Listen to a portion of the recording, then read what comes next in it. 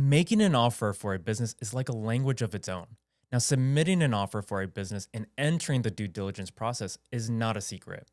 But there are some misconceptions on how to submit a proper offer and what goes on within that process. Today, we're diving into the specifics of submitting an offer to buy a business and moving through the due diligence process. If you're ready, welcome to Insights with Jake.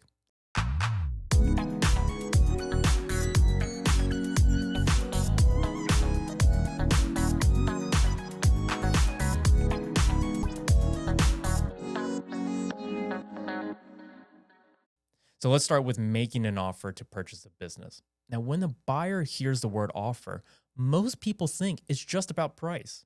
But in reality, a proper offer to buy a business is a complete framework and an outline on how a deal actually gets done. A proper offer is typically submitted in the form of a letter of intent, also known as an LOI. Now, it's important, this is not the final contract, but it's one of the most commonly used documents in the entire process.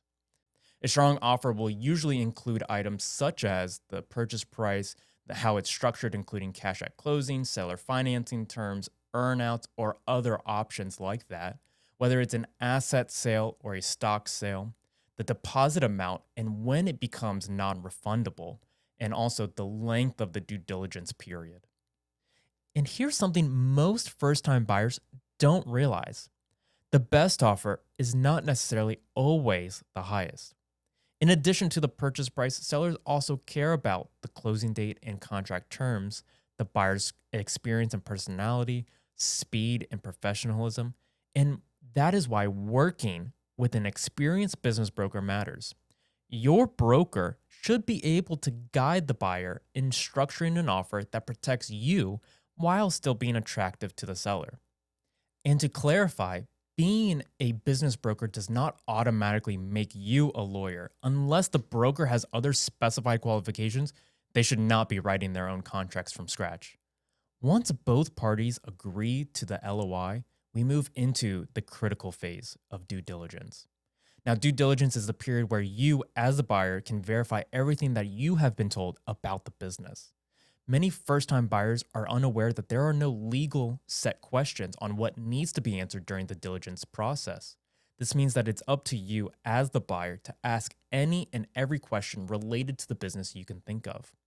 This is your opportunity to confirm the financials, the operations, and risks all align with what you are buying.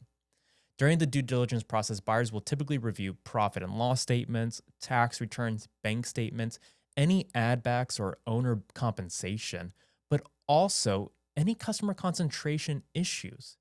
You're not limited to these topics alone, but depending on the industry, especially in items like healthcare, construction, or marine businesses, you may have other questions and documents needed to make an informed decision, such as the contracts and leases, any licensing or regulatory compliance, employees and healthcare and payroll structure.